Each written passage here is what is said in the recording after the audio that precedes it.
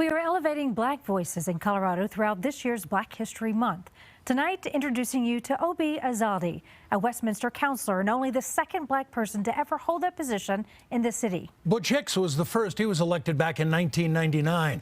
In a largely white city, Ezeadi is breaking barriers, but also feeling some heat. Marissa Armas talked to the counselor tonight. Marissa, the first 2 months on the job have not been easy. Yeah, Obi's only been in this position for about 100 days, but every couple of weeks he receives hate mail. But he says that's not going to stop him from doing his job because he's also seen a lot of acceptance from this community. When you ask Westminster Councilman Obi Ezeadi if he's breaking barriers, he gets a little bashful. I hope so. Obi is a first-generation American with Nigerian roots.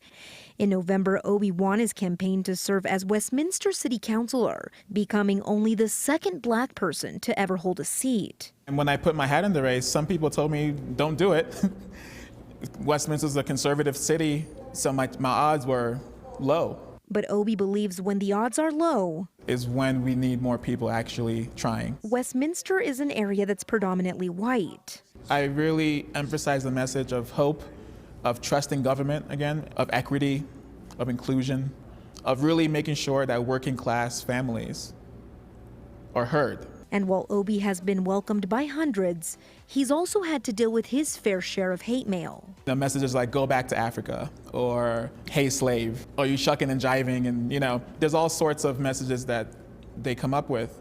But I think my feelings on the matter is really, that's always going to exist. Adam Barajas was a volunteer on Obi's campaign. He also witnessed some of the racism firsthand.